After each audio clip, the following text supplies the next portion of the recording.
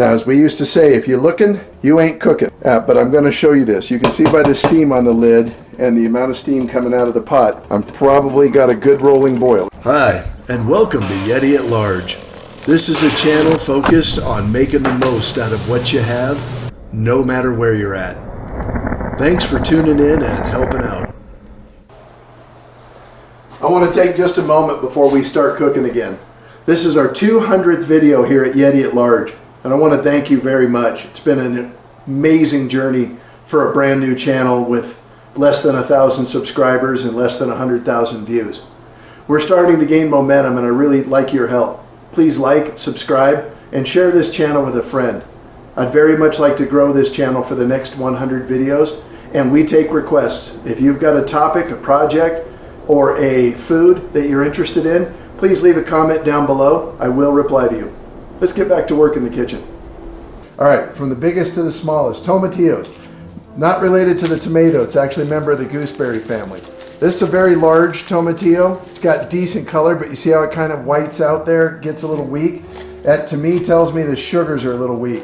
Look at this little guy here. Once we wash him up, he's much softer, much deeper color, and he's got better bouquet. We got some real good ones in here. We got about 2 pounds. Keep that in mind when you're writing your recipe down. Serrano peppers, one of my absolute favorites. Incredible. Hear that crunch? I'll roll them about a half hour before I roast them and cut them. Just break all the membranes up in there and get them going. We will take these and char the skins.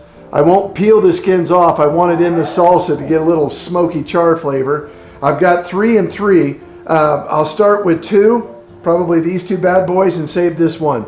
I'll taste it when it's done. If it needs a little more, I'll add it in there. I like my salsa pretty hot. You may not. Here's where you adjust. Same with the jalapenos. Give them a little roll, crunch them all up. And these big giant ones that look like a bell pepper, they're not mean enough. They've been pampered too much. I kind of like these smaller, shriveled up and dented ones. I love the combination of the 2 flavors. I'll cut the tops off after I char them. A nice fat lime. Now sometimes you grab a lime and it's hard as a rock. You're not going to get a lot of juice out of that. You can use bottled lime juice too. It ain't going to hurt anything, but you tend to use too much when you do that. Same thing with this bad boy. Give it a real good roll and break it all up. And I use a wooden juicer, just a handheld dowel. If you don't have one, handle of a strong coffee cup works really well too. So I grabbed a pretty large white onion. You can't really overdo it with the onion to a point, so a large onion like that. I use Macayo's diced green chilies. These are pretty mild. They're not like my big Jim Tancredos that are smoking hot. I grew up with Macayo's. These were born and raised at their own farm and canned by them. I buy a few cases every year when they come out. To me, these are every bit as good, sometimes better than using fresh green chilies when I have them available, because they already have citric acid in them. And I use citric acid as a preservative. Now, here's a little just cheapy cumin that I love. My container cracked, so my coriander is in here. I don't have celery seed, which bothers me. It's one of my absolute favorite ingredients. I'll put a little oregano. You can use any kind of garlic you want. And then sea salt, you know, just to give it a little tip. And then here's my cilantro. I'll use a full bunch here. I don't get too worried about the stems going in there. But I will do this. I'll run a knife over it very fine, and I will not put it in the water when I blanch my tomatillos, my onions, my peppers, my lime, and my spices. I leave it separate because I don't want to lose the green. I want that bright green color when I go to blend it. So, through the magic of video, guys, we're going to do the magic of Hollywood chef thing, in spite of the fact that I'm my own dish dog. So, I was telling you about the lemon juice. These are the best juicers on the planet. I recommend you have one. I save the peels. I'll throw those in the water to boil, but I won't blend them to get the most of the lime flavor out of there. Here's my tomatillos halved. Remember, when you're boiling things to process them, just like mashed potatoes, you want all your pieces about the same mass so they cook at the same rate. Always start in cold water and then turn your water up. I'm only going to blanch these for about a minute after a full rolling boil, turn the heat off, and then let it carry through. Tomatillos on the bottom, onions next to that. My peppers, I went ahead and used all 6, but I cleaned a few of the seeds out of a couple of them. There are my Macayo's green chilies, my cilantro, salt, oregano, coriander, cumin. I have no celery seed, that bothers me. And my garlic is a secret because it's magic. Let's get it onto the stovetop. Are you ready? Using my stainless steel, I prefer not to blanch in aluminum. There's my tomatillos. There are my onions. There are my peppers and my chilies. And I'm going to go ahead and put the chilies in here even though they've effectively been cooked, steamed and canned. Got to remember to pick these out before I start to blend. There's my lime juice. And like I said, my well-chopped cilantro, I'm going to hold off to the side. And this is a habit of mine with the foil, because you can fold it and kind of mix your spices in a little bit. Now that's actually really light on the salt, but I'll adjust at the end. I'm going to go with 2 cups of water. That's 1 pint.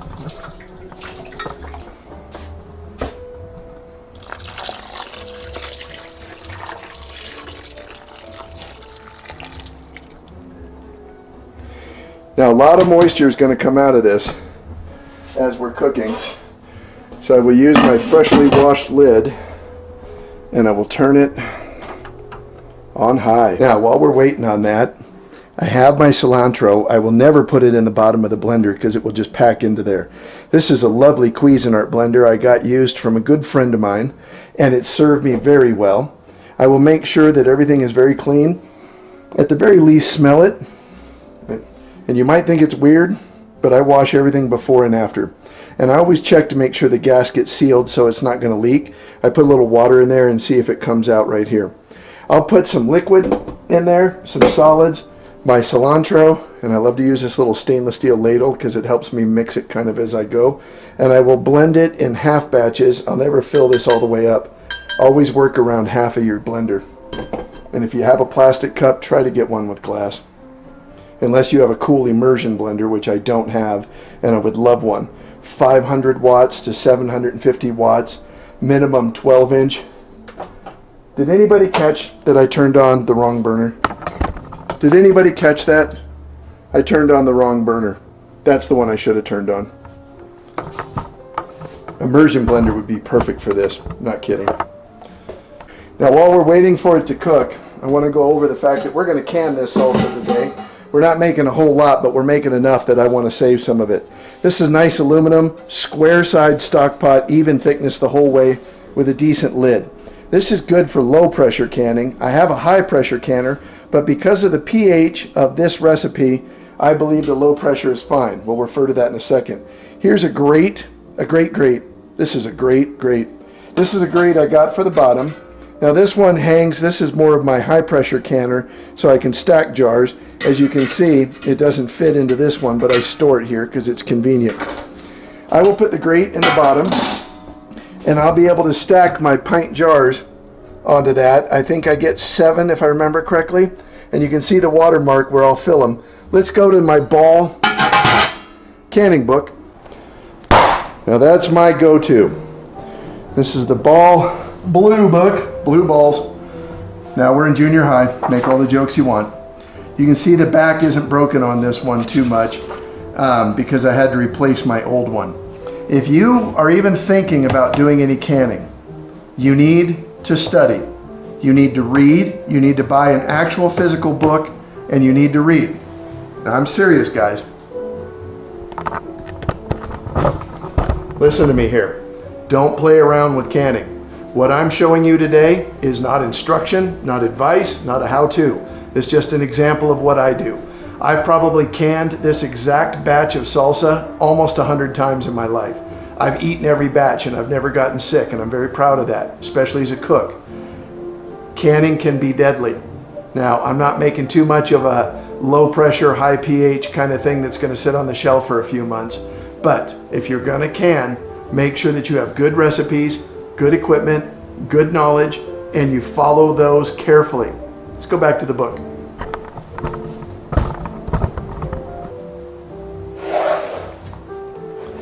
So now while this Tomatillo Salsa recipe is not exactly the same as the one we're making, I have pH test strips in my everyday carry toolbox, and I've checked the pH of this while I'm making it, while I'm canning it, and when I open it. I was very curious over the years, and it has relatively moved. It is what we would call an acidic item. I'm not going to give you an exact number because I don't want you comparing with what you're doing. But I read a lot of this, and I came to a conclusion that the head space and the amount of processing time and the water height is fairly consistent. We'll go over that a little bit. And again, I'm only showing you what I'm doing. You do you. Probably got a good rolling boil. It just started. I'm gonna let it go for about 1 minute. I'm gonna turn it off and let it carry over cook for about 5. All right, it's interesting how the tomatillos float to the top. I've given it a decent little stir, not too rough, but I just want to mix everything. I'll squeeze those limes in a minute, get all the juice out of them, and then we'll go to our blender cup. And this is not a commercial for ball jars, but listen, usually they pop because we're at such high altitude. I always boil my rings and lids. I have no problem reusing rings. I rarely reuse lids. And I really prefer these straight-sided jars. Jars and funnels have been washed with soapy water and a scrubby, and then filled with boiling water, and then turned upside down. Rings have been boiled. Funnels been boiled. Lids are still in the boiling water. I've turned it off so they'll just coast down a little bit. This has had plenty of carryover cooking time. We're going to work on blending. So maybe 3 of the solids.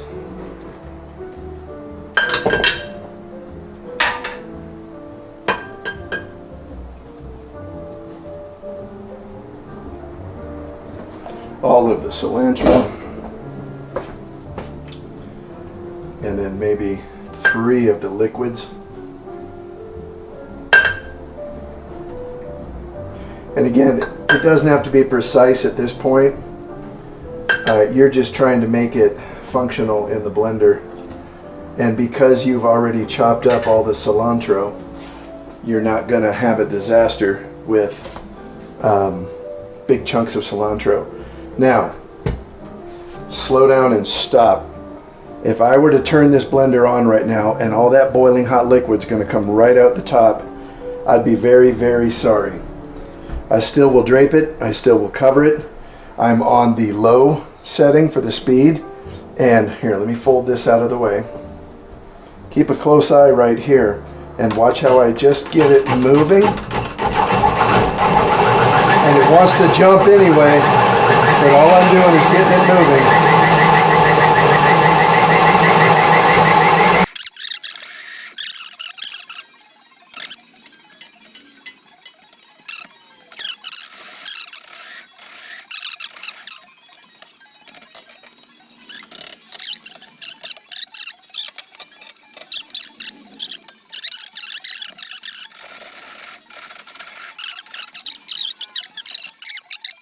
And no, Babish, I'm not using a tiny whisk for this, but what I love about the whisk is it gets me an idea of what's still in there that I didn't blend.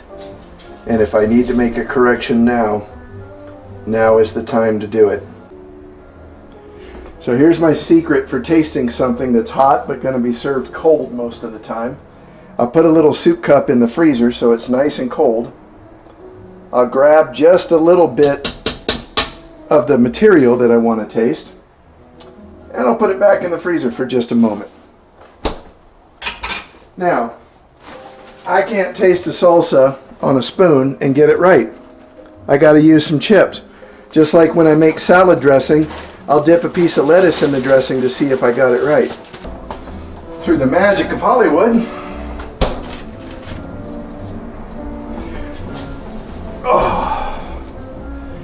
One of my favorite channels always lets you guys have the first bite. I don't know how well you can see salsa on a chip.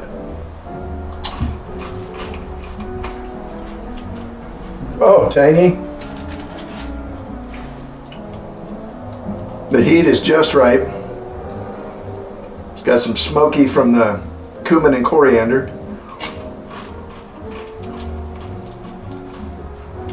Oh yeah, this is good. Oh, one of my favorite uses for this, you can throw a whole pork loin in a crock pot with a jar of this, let it cook till it breaks down, or you can grill some chicken, couple slices of avocado, tomato, pepper jack cheese, some of this over top, put that in the oven to finish. Phenomenal. I call it Chicken Veracruz. Let's get this canned. All right, my station's set up. I've got my bain marie with my finished product keeping hot. I have my aluminum canning pot, which is just a stock pot with a screen in it, and I have 1 inch of water above the screen to start with, and I have a pitcher of water ready to go to top it off. I got my sanitized funnel that'll allow me to perfectly view where my headspace is, and I always keep a spare jar to leapfrog the funnel to as I start to process. Now I've got my lids that have been sanitized.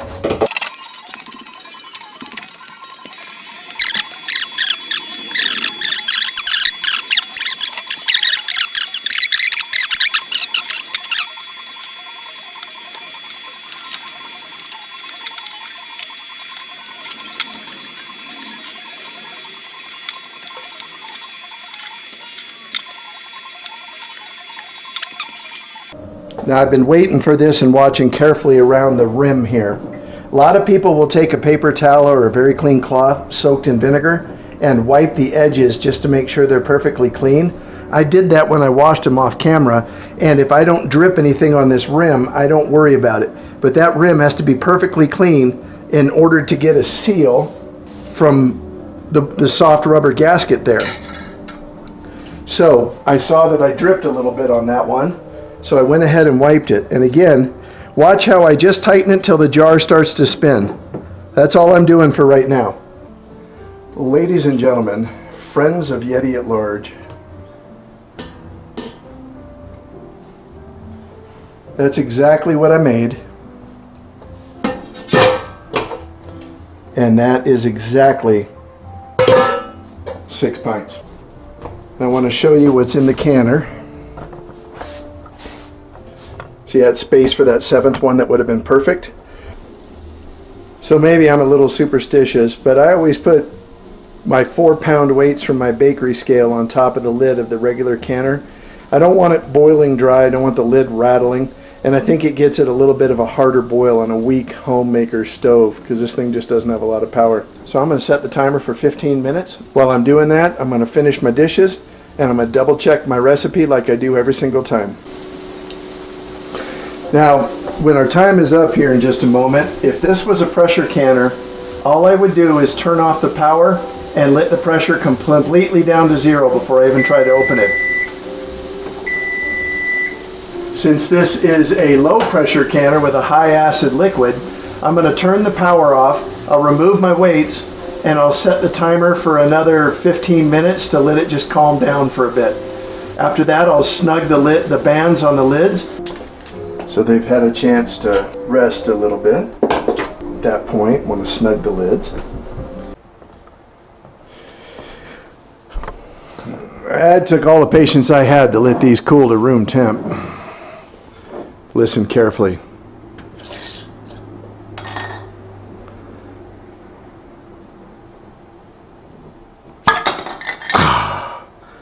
That's a good pop. Oh my God, that's so good.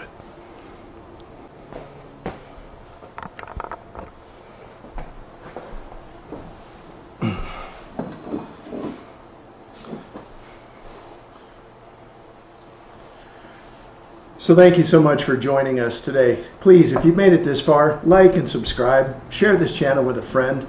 We've just started growing again after a several-month hiatus of staying real level. Love to keep the upward trend. Please leave a comment if you have any questions about the Tomatillo Salsa, the process, anything on that. I do respond, as of right now, to every comment I receive. I have some good store-bought tortilla chips. They're the thin kind. I always toast them before I eat them because it brings them back to life. And here's our salsa.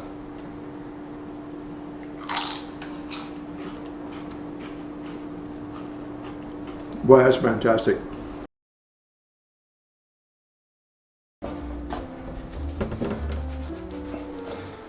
So I went all Hollywood chef, and now I have all these extra dishes to do.